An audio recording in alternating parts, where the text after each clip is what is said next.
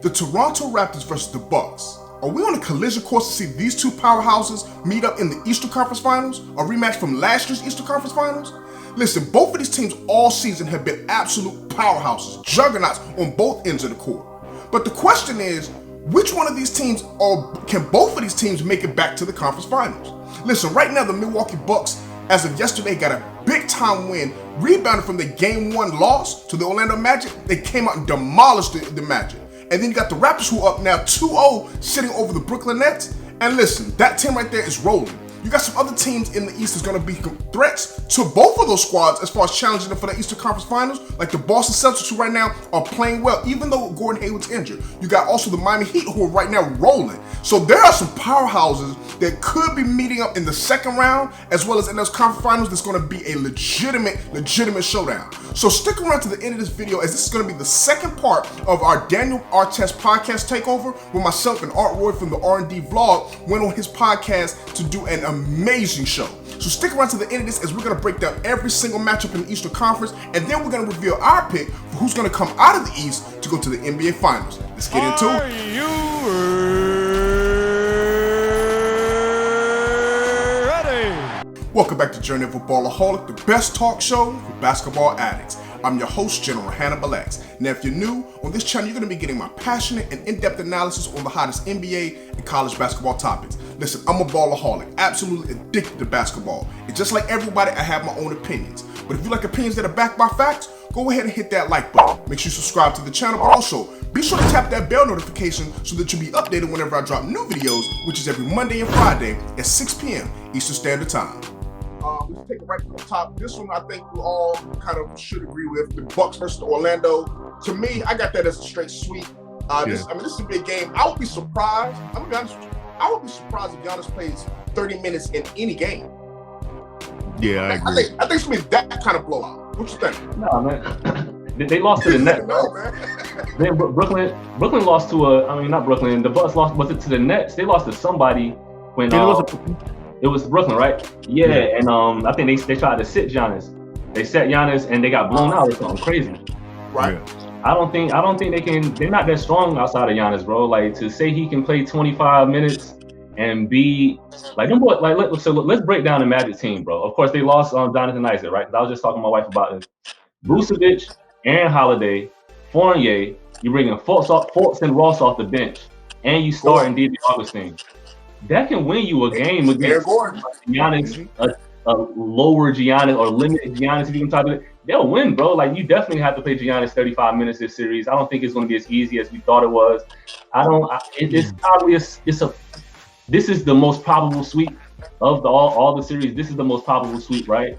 But I do think that lineup can potentially win, because it's like, Brook Lopez is playing special, but Vucevic can stretch you too. You know what I mean? So it's like, Aaron Holiday can stretch you, Fournier can give you 30, Fultz can give you triple-double. We don't know, bro. We can't just definitively say sweep with the Bucks. I would say this. Giannis during the season averaged 30, 14, and 6. Less than 31 minutes a game. You know, that's why he's the MVP and the defensive player of the year. He did all that, less than 31 minutes a game. It's actually 8 minutes a game he did his damage. He's going to do it again. He's going to do it again. Losing Isaac hurts. You know what I'm saying? Like, Isaac had success against Giannis defensively. You know, but losing that and losing him, it hurts. He's got that limp. It hurts. So this might be a 4 game. I think it might be a 3 game. The other they don't even talk a 3 game sweep. Right. Oh man. Let's go to the next series. I don't want to spend too much time on that. Let's go to Toronto and Brooklyn. I think this right here is going to be a better series than that Milwaukee Orlando series. But I still got Toronto sweeping these boys, man. And once we say this, I love Karis LeVert, and I think that if they had they don't even have to have Kevin Durant and Kyrie. Even if they had just Dinwiddie playing, I think they could possibly, maybe even take them 5-6 games. I don't see these boys being able to win 1 game against Toronto. Toronto is a very disrespected and a very underrated team. And to me, the depth, the coaching, I don't think Brooklyn stands a chance. What you think? Hey, I agree, man. I got 5, but I can see them getting swept too. I love Karis LeVert. I named him LeVert Sweat and Skills. That's my new name for him. Sweat and Skills, LSG. It's over, man. You know, this all Brooklyn is doing right now is just preparing for next season. They're showing that, hey, we got a bunch of scrappy guys to surround our star players and stuff like that. We need to just, you know, just move on from Brooklyn. I think Karis LeVert, he has enough scoring prowess to keep them in games or whatever. Hopefully, if everybody's high, you see what he did one-on-one against Portland and things like that. But that's actually a stretch too, because Toronto's defense is amazing. That's you know, Portland don't play no defense. Listen, I got Toronto, like, I was watching them. I'm like, these boys should come out the East. I know everybody wants Giannis and stuff like that, but like you said, Toronto is really disrespecting you. Now you're giving a defending championship team that's in the bubble where everything can swing either way because there's no home court advantage and stuff. You're giving them more determination to go do this again. Like, you know, now you're making them, you're waking sleeping bear. Like, you know what I'm saying? So that's my thoughts on that one. So yeah, I'll say Toronto in 5. Okay, which they are. Yeah, I actually don't want to dwell on this series too much. I actually want to get to if we can find time to get to the next rounds, which are a little bit more intriguing. Of course, man, possible sweep. Karis LeVert's going to keep them in games, like you said. I can see Karis LeVert dropping a 50 ball, but it's still not going to be enough. You got what's your boy name that can shoot? The white boy that can shoot. That won the Joe Harris. Huh? Joe Harris. Joe Harris. You got Joe Harris who can give you 20, but it's just not going to be. They don't have enough firepower for the Raptors, man. The Raptors, they really are the most balanced team, probably outside of the Lakers. They're one of the most balanced teams in the game, I would say, as far as offense and defense. So that series, that's a wrap, bro. I don't think the Lakers is as balanced as Toronto. But the Lakers have the top 5 players, but overall Toronto has a better team. Like, that's why, like, Toronto can win this thing again right here, man. I wouldn't sleep on it. They can. I know. Let's put a pin in that. We'll come back to Toronto. Let's move to this next year. I want to definitely come back to Toronto. But the next one is Boston versus Philly. Now, I'm gonna be honest with you. Had Ben Simmons been healthy, I had Philly beating Boston. I had them straight upsetting Boston. I love the matchup of having the size, the skill, the defense that that Philly brings. I love that up against Boston. And the reason I still give Philly some chance, I got Boston winning this one, but I think it's going 7. And the reason is Joel Embiid. Joel Embiid, Al Horford, those big men. Boston has no big men that can compete with that. The game's going to slow down just a little bit in the playoffs. And when it slows down, being able to go inside, who on Boston's team?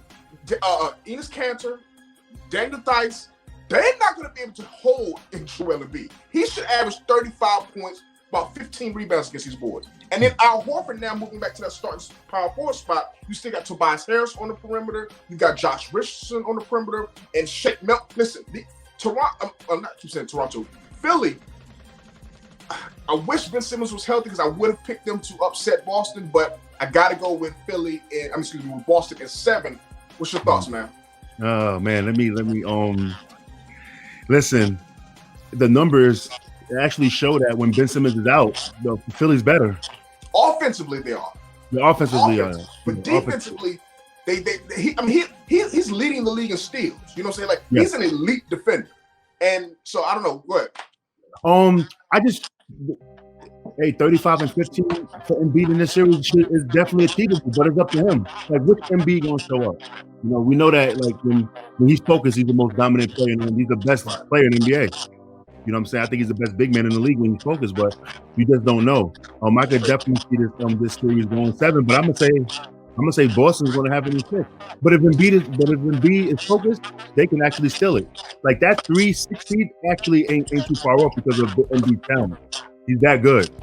He could definitely make things happen by himself. You know, as far as Boston go, I just wish that they had another big man, like another power forward. I would have loved to move Gordon Hayward to the bench and then go back with Tatum at the 3. Right. You know, I think that can actually hurt them on defensively and stuff. You know, you got a guard. They're gonna post up Tatum. You know, tire him out and everything. You know, and that actually might hurt him on the offensive end. You know, I mean, that's what I would do if I was coaching. You know, but you know, the series, I would say it hinges on Embiid for me. Yeah. Who's there? Yeah, I definitely feel like the Celtics are going to win this series. I see the Celtics actually going far, man.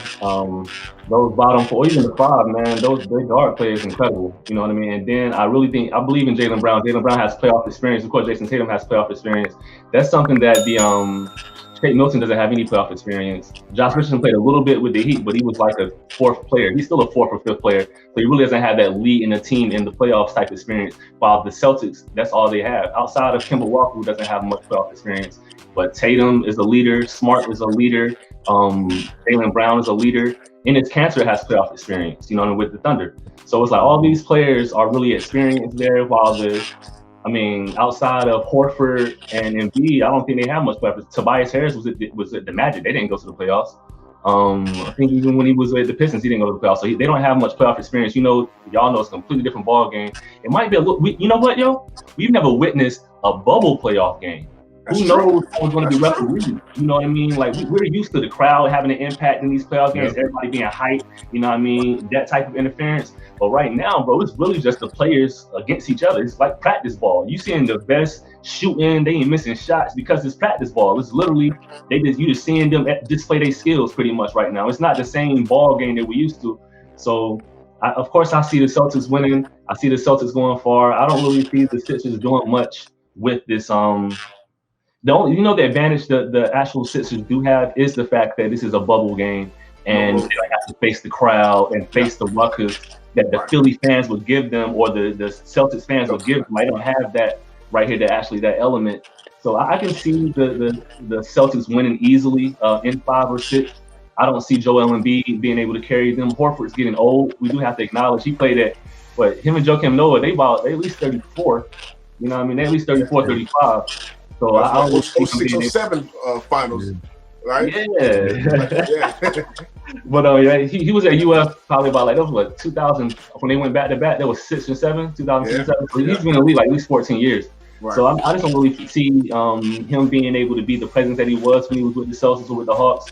So it's really going to be on Embiid's shoulders. Tobias Harris going to have to step up. Milton, I don't think he's going to be able to be a playoff like we see him in the regular season. But it'll be a fun series to watch because Embiid is basically the best big man in the game outside of Anthony Davis. So I can see that being competitive, but I don't see no winning too many games.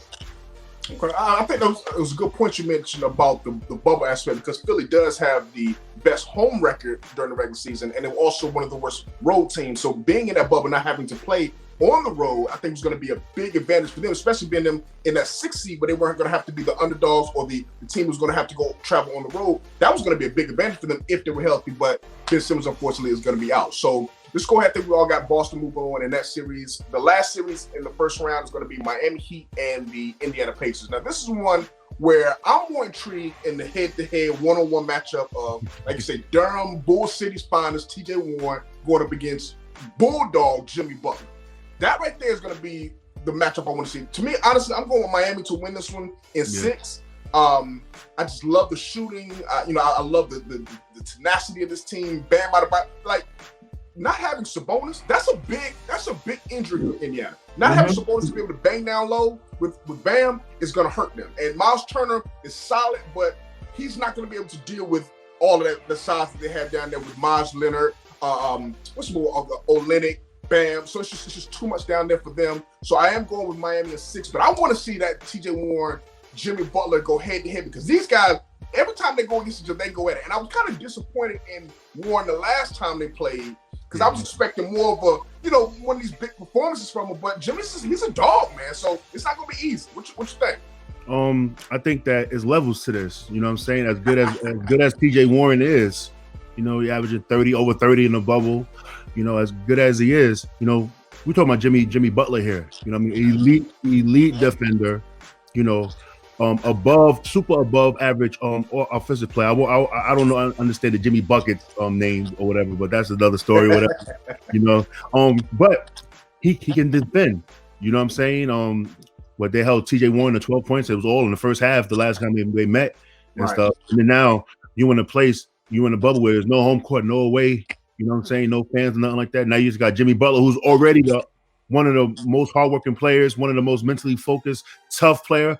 He's going to take on the challenge of limiting TJ Warren. He's going to though. He's going to. I think TJ Warren is going to have.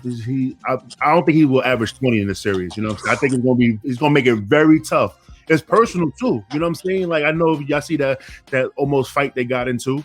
Right, and, right. With TJ Warren, he said some disrespectful words. If you look at it with his mouth, he kind of invited him to his manhood and stuff like that. You know what I'm saying? So, and Jimmy Butler not going to forget that. I think that this is going to be personal. Like TJ Warren's going to have to match it. You know what I'm saying? I think he's going to have to match it. For it to be a series, but Miami, man, they're going to move forward. The shooters, Duncan Robinson, man, like you can't leave him open. You can't even listen. You give him 3 inches of room, it's over. Yeah. I haven't seen nobody shoot like that in a minute, man. You know what I'm saying? And Bam Adebayo, tough, can grab, getting the offensive rebounds and then going right back up with 2 people on him, dunking it. But what is Derrick Jones Jr. being out is going to be an issue because he's probably going to be out for a second. Yeah, it'll hurt a little bit, but I think they got enough depth to kind of get past that one.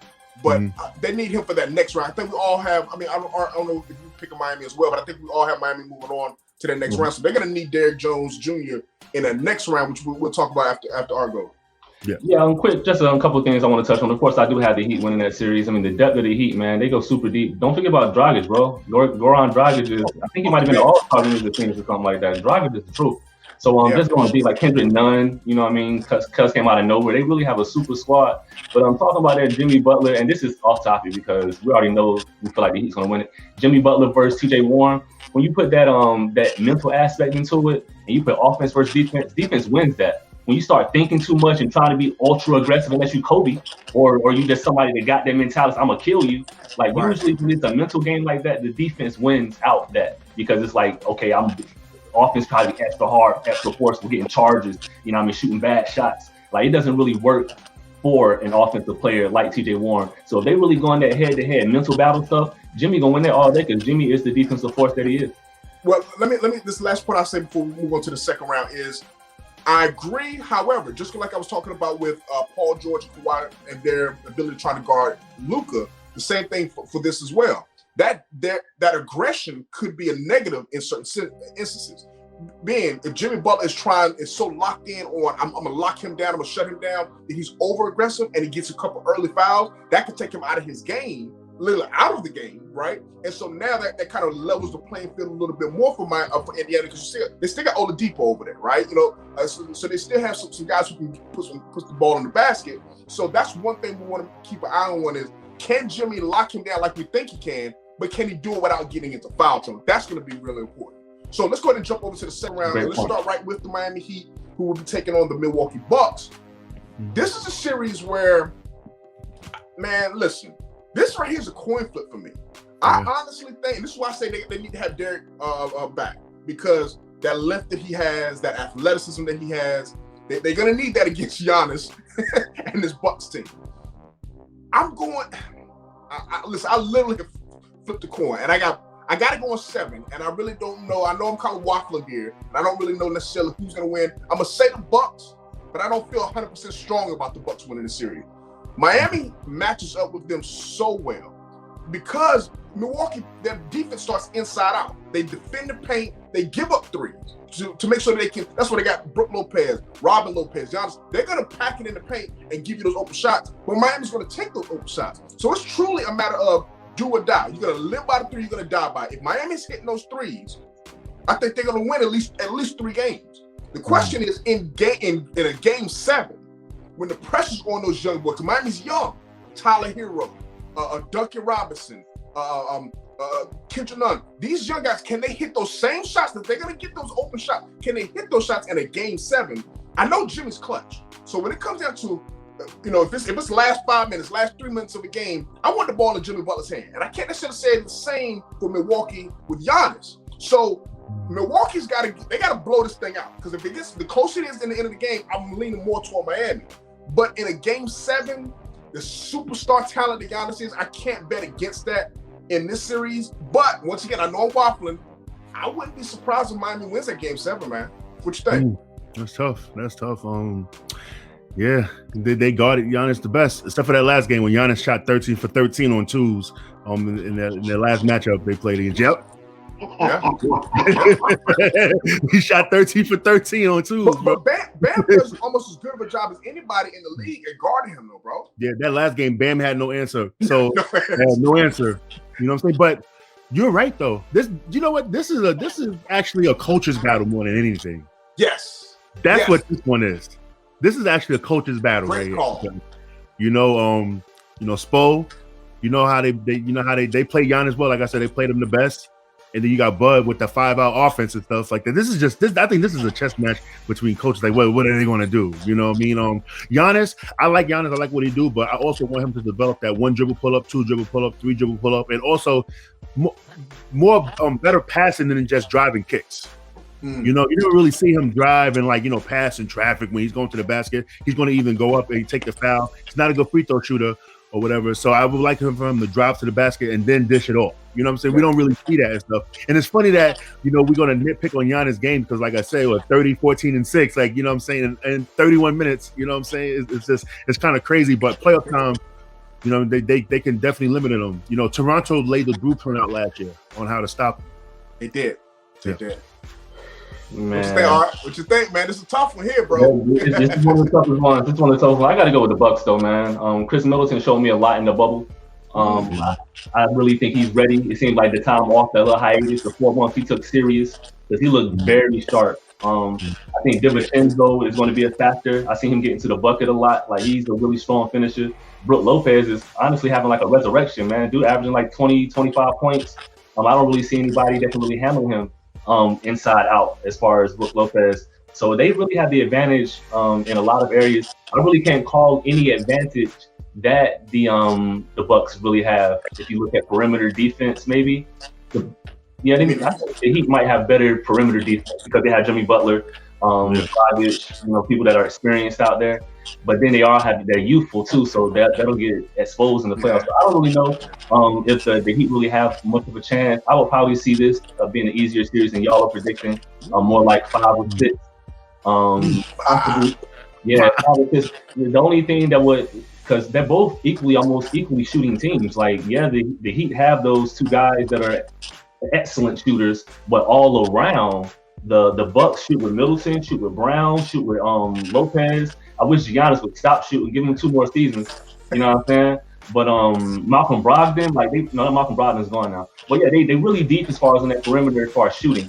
Korver's there. So yeah, man, I definitely can see this being over in 5 or 6. I definitely don't see the Heat winning it.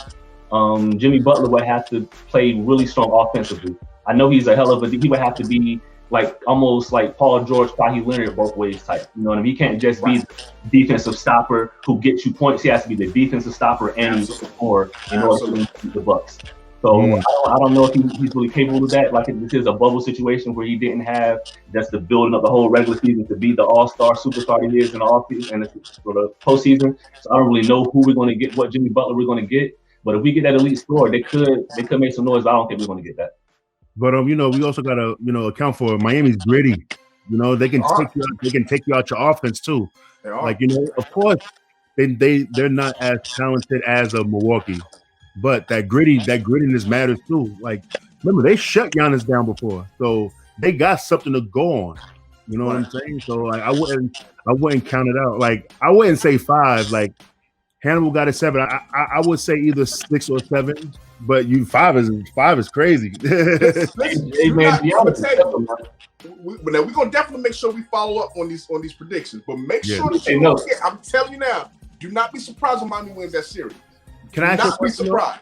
Can I ask you a question? Yes. From a talent standpoint with Giannis, you think that everybody harps too much on him wanting to shoot the 3 too much? I think that he should just be an average 3-point shooter. What the NBA average is 35%. I'm cool with that. But shouldn't he just work on more of a mid-range? Well, I think what he needs to do is 1 or 2 things. He needs to work on that outside shot or work on that post game. And I would prefer him to work on that post game. I want him to become the Orlando version of Shaquille O'Neal. That's what I think he could be. There's nobody physically. I mean, his length, his athleticism, his strength. If he just develops more footwork on that post and punishes guys more on that box and consistently goes down there, you don't have to worry about shooting out there. Brook Lopez is the perfect center to play alongside of him because he can go out to the perimeter. So you can play the inside-outside matchup with them and then that clog in the paint. Let Brook shoot from the three, you get on that box. And then the only way to do that would be they got to have another guard. That's why I think letting Malcolm Brogdon go hurt them because he was that guy that could be that point guard to really facilitate things, whereas Bledsoe is more just an attacking point guard to try to get his own shot. So for Giannis, I want to see him do one of those two things. The mid-range, I don't want to see him working on taking a bunch of mid-range shots because to me, that's not the highest percentage shot from an analytics standpoint. It's just not the best shot for him to work on at this point in his career. Either work on that three or get on that box and work on those post moves. And the latter, I would prefer to see more. What about you, Mark? Yeah, I think that was a good point as far as the mid-range not being necessary for him. I hadn't even thought about that. I was thinking for him being 6'11", he's going to shoot over everybody. So if he did have that, he would be unstoppable, man. Like he can go by you and do everything. But as far as so you're speaking about him staying in the Bucks offense. You're not speaking about him becoming and taking over and going to win championships. I don't think the Bucks is winning any championships. That's just my opinion. Because that's a whole topic for a whole nother hey, bro, I'm the hard topic over here, bro. I'm the hot topic over here, bro. Recently, about Giannis going to, I'm not gonna say who the team was, but going to another team that he's got some connections to. And I think there's some real possibility that we can see Giannis leaving Milwaukee. That's why this is a major playoffs. They have to get to the finals. If they don't get to the finals this year, he could be out of there, man. Let me ask you a question about that. The current composition of the Bucks, I think it would be beneficial if he had that post game. Like the current way, like I see why he really doesn't need that mid range, like you're saying, because he has so much help around him. Now, if he became in a situation where it was like him and another star, you know what I mean? Like the league is really coming about being 3 stars instead of complete teams. If they put him with 2 stars, then he's going to need that mid-range because it's going to be closing down on him type thing. You know what I mean? But with those spread out of the Bucks, bro, he's good where he's at, honestly. If he can keep driving and dishing and them boys making shots, they can take it to, I don't want to take it too far, but they'll beat the Heat. All right. What are you about to say, Dan? Let me ask you a question about the Giannis and Bucks and his whole free agency situation. So if he stays, he'll get like $268 million. For 5 years. If he leaves, he got to take like a $98 million pay cut. But you really think that's worth doing that for a championship ring? Absolutely. I'm gonna tell you why. I'm gonna tell you why. Listen, follow me. Number one, he wouldn't be the first player to do it. Number one. And number two, the money he can make in a larger market off the court and endorsement and different things like that, he can make up for the difference of that contract. Because also in those contracts, you got to remember, a lot of times they say 5 years for if he stays with the Bucks, 4 years if he goes to another team. Well, we know he's going to get that 50 with that other team at a later date. So it's really not that full 98 million that you're speaking of. It's more about 50 million somewhere around there. And that amount of money he can make up with endorsements and other sponsorships being in a larger market. Yeah, I mean, I agree. You know what I'm saying? I do agree. But with this one, with his contract is different because of the years. Like, even without the 5th year, like say if he just signed with Milwaukee for 4 years or whatever, like future, we just hypothetically speaking. Okay. If he signed with it, he's still the 5th year is like $57 million.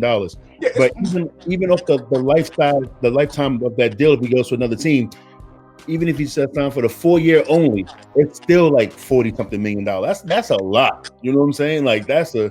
Just think about this for instance. Like I said, this isn't the team that I think he will go to, but this is a team that I think is a legitimate possibility. What I think I'm going to wind up doing a video soon about this is him going to Miami. Miami's going to have the cap space and an advantage for him if he goes there. No state taxes. So now you're in a larger market. No state taxes, so he can make up this money by leaving Milwaukee for sure. So his superstar talent should not be restrained based on financial. And obviously now I don't want to count the man's money for him, but at the end of the day, think about it like this: how many guys have reached his level of talent? Now, pardon to Elgin Baylor, but Elgin Baylor isn't on this level, right? As far as from a talent, not accomplishment from a talent standpoint. Yes. How many guys have reached this level and not won a championship? Barkley, Karl Malone got close, but I think his talent level is ceiling is even higher than theirs because he's 25 years old and he's already doing things that these guys were doing, at the peak and even better, right? So I want to see him surround himself with a legitimate team that can win a championship, and I don't think Milwaukee's that team, man. I agree. I do agree. And he also he voiced his frustration. I read it last night. He voiced his frustration. So, the wheels is already turning. I thought you were talking about Golden State because Golden State, they have, the high draft pick this year. They have the contracts to move them and stuff like that. That's why when you were saying the team, I didn't know that you were talking about Miami. Miami. That's another that's another show right there, man. That's not. But the last thing I said on that one, I don't see Golden State as a legitimate option because that draft pick and Andrew Wiggins would be that player to come. To me, Milwaukee would be better off just letting that rolling the dice on Giannis into free agency than taking that package because you can get a better package. And then there's another team that I've discussed. What if it's number one pick? What if it's number one pick though? Even if it's the number one pick, listen, there's nobody in that draft, and I'm talking James Wiseman, I'm talking about Anthony Edwards, I'm talking about LaMelo. There's nobody in that pick that's worth Giannis. Bottom line. So I don't think Milwaukee's going to even consider trading him because you can't get fair compensation unless he pulls an Anthony Davis or Kawhi Leonard and says you better trade me because I'm leaving. Unless he does that, which I don't think that's his personality, I don't see them trading him. So I think he's going to go. They're going to roll the dice and go into free agency, and that's what I think it's going to be based on what teams have the cap space to be able to sign him. And I don't think Golden State's going to be that team that's going to be able to get it done. But look, let's go ahead and jump over to the next matchup in the East: Boston versus Toronto. Now, for me, this is one where I know there's probably going to be differences of opinions here, but I'm going to be honest with you, man. I love these Raptors, man. I love these Toronto Raptors in this matchup. And one of the biggest reasons why I'm going with Toronto to beat Boston in 6, mind you, is the interior. The interior with Marc Gasol, Serge Ibaka. Once again, as we talked about Philly having that advantage, I like this big men that Toronto have. Siakam being able to play on the perimeter to match up with Jason Tatum and Jaylen Brown. OG Anunoby, Norman Powell. Then you got the guards in there. They can match up with Kemba Walker, with Kyle Lowry, Fred VanVleet. This team right here is what you talked about earlier. They're one of, if not the deepest team, one of the deepest teams and most balanced teams in the entire NBA. And the X factor for this team, truly, player-wise, I think is OG Anunoby. But the true X factor is the coach, Nick Nurse. To me, he should be the coach of the year. To me, when I saw him last year in the finals against Golden State, when I saw him run that boxing one on Steph Curry, I knew right then, this is a great coach. That's a high school defense. He pulled out a high school defense against one of the superstars in the NBA, and it worked. That's when you know, when you roll the dice like that, the defensive schemes will sometimes they run a zone, then the next play they're in man, then they're in a trap. Like he keeps you on your toes, and the team, the unit, they move as one on defense, man. I love this Toronto Raptors team, and I'm going with them to beat the Boston Celtics in 6. What you think? Don't all speak at once now. I like the order. Listen. I got Toronto. I got Toronto in 6 as well. I just think that the team balance is just too much. You know what I mean, for Boston. You know what I mean? I like Boston, but like I said, the size, man. Size matters in the playoffs, man. You want to slow it down, and Nick Nurse can adjust to any type of play. We see that. We can see them running. We can see them slowing it down and stuff. And I also think that speaking of size, Kemba Walker, I just think he's so small, man. Him just being under 6 feet because everybody say 6 feet, but he's like 5'10" or whatever. I think that'll hinder him, man. And he's hurt. He's hurt. And think about it, when he came back, you can see the effects of it. You know what I'm saying? So he might not be in a proper shape, and that'll go a long way. Dang, I wasn't considering Kemba being hurt, man. I seen him come back in the bubble. The first time we came back, he was like 5 for 6, 16 points or something like that. Next game was like 17 points in like 18 minutes. So I see his minutes are restricted, but when he's coming in, like his play efficiency has to be one of the highest of the bubble from what I was seeing. He's pretty good. Y'all make me really, bro. I'm gonna let y'all know. Coming into this podcast today, I was really Celtic in the finals, my G. I ain't gonna jump where I say. I ain't gonna let y'all know what I saw in the West. I got no hot topics for you, Daniel. I ain't gonna jump and let y'all know what I had in the West. But I had Celtics going, man. But y'all making me feel like these Raptors might be something I need to worry about, man. I know OG Anunoby is really coming into his own. Siakam is already who he is. We already know what VanVleet and Lowry are. Then you got Ibaka and Gasol. I really think, what did Gasol look like in the bubble? I didn't really see what he did. Is he in shape and stuff? Gasol lost I think he lost like 15 pounds. Like he slimmed down. Like Gasol looks good, man. Oh man, So it sounds like to me, man. To me, it sounds like the Raptors are becoming my finals pick, bro. And I hate to be like I'm in the wind over here, right? But bro, like thinking about everything they got, man, just like the balance, and like you were just saying, just having that inside presence, bro. Like that's when the playoffs and it slows down, being able to go to the Gasol who can take you in the post and be able to dish there, join out the Van Vliet, and then it's like Siakam going in the post. Like everybody can bring in the post, while the Celtics can't really put nobody but Tatum in the post. You know what I mean? Ennis can do a little bit. Ennis can do a little bit, but the only back to the basket players they really have is Tatum and Ennis. You know what I mean? And that's not gonna be enough. That's not gonna be enough, bro. For me, that the Boston Celtics not having those legitimate big men is what's gonna hurt them. And when they lost Al Horford, that to me hurt the Celtics. Like he was the anchor of that squad on defense, and that's what they needed because you have Marcus Smart on the perimeter, but interior wise. Here's what they need when they were able to challenge the Milwaukee Bucks last year when they won that first game. It was Al Horford that did a great job of guarding Giannis. So not losing Al Horford, I think, hurt them, especially when you replace him with these guys who, like I say, Enes Kanter, obviously he's a good rebounder, he's good around the basket finishing, but he's nowhere near. Nobody's going to confuse him as being a defender, right? So having these guys out there, man, is just they're not getting it done. Bottom line, they're not getting it done, and I think Toronto will beat them in 6. Which then will set up a Milwaukee versus Toronto finals. I don't know about y'all, like I said, I think, me, like I said, I got the Raptors winning this one in 6. To me, I'm not sold on Giannis and the team he has around him. I love his talent. I love him as an individual. I just don't think that the team around him is right. I don't trust Chris Middleton at all. The later it goes in the series, I think the worse he's going to get, as he showed last year. I think he averaged 14 points in the conference finals. I don't trust him against Toronto where they have those wing defenders like OG and Siakam and even Stanley Johnson has been coming off the bench playing legitimate defense. So I love Toronto's depth, and I think they're going to take Chris Middleton out of it. Giannis is going to have to do too much. I'm going with this defensive schemes that Nick Nurse is going to put around or on Giannis. He's going to take him out of it, man, just like he did last year. Yeah, I agree with you, man. It's funny because my previous podcast, I was having Bucks Lakers, but just watching them over the past, couple of games, this is like, and then watching Toronto, I'm like, I don't see how Toronto this is their Eastern Conference to lose. Like Yep.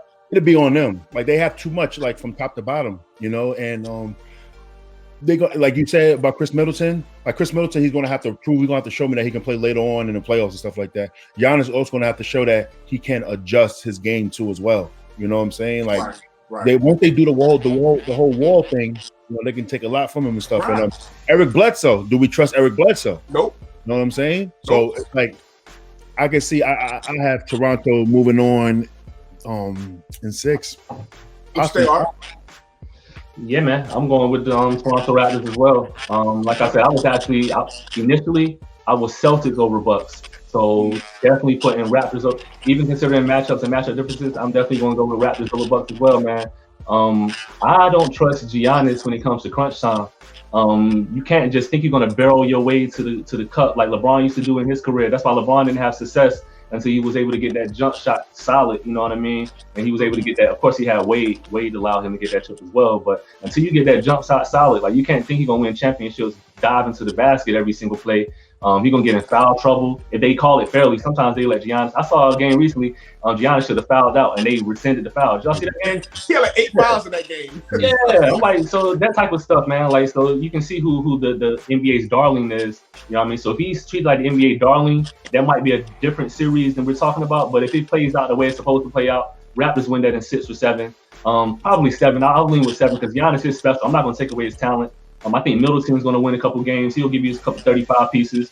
Of course, I think Brook Lopez is special, man. Like, he surprised me. I didn't think Brook Lopez would be a 20-point player at this stage in his career, but he really is. You know what I mean? I don't believe in that point guard play. DiVincenzo is not strong. George Hill is inconsistent. Bledsoe, I mean, he's good, but he's not. He's above average, but he's not good. That's a fair assessment. When you get into the playoff, you need good or great. You know what I mean? So I don't foresee them beating the Raptors. Kyle Lowry is a junkyard dog. Van Vliet is playing like. Van Vliet is close to all-star level, bro. Can you believe that? He's Van, solid. He's solid. Van, what was he came out of VCU, right? Van Vliet out of VCU. Wichita State. Exactly. Out of Wichita State is almost all-star, bro. I'm like, wow. And you know Siakam is already who he is, man. 30 boxes playing like he is. Y'all say Gasol's in shape. He even got I think Van Fleet was like number 4 in steals this year. Say it again. I think that Van Fleet was like number 4 in steals this year. You know what I'm saying? So we on both sides of it. You know what I mean? So you definitely got to give them their props, man. I'm looking at the Bucks losing that and the Raptors being in the final. So what do you think? Are you going with the Raptors? Are you going with the Bucks, the Miami Heat, the Boston Celtics? Who's your pick to come out of the East? Who's your pick to represent the East in the NBA Finals? Go into the comment section below and let me know. Listen, I appreciate you for taking a look at this video. If you missed my video where I broke down why the Toronto Raptors will win the 2020 NBA Championship, go ahead and click the box right here. Now, if you haven't subscribed, you got to come on and join the Ballaholic Nation. Go ahead and click the logo up top. Listen, I appreciate you for taking a look at this video. Until next time, stay safe in those streets. And remember, we still want justice for Breonna Taylor. Peace.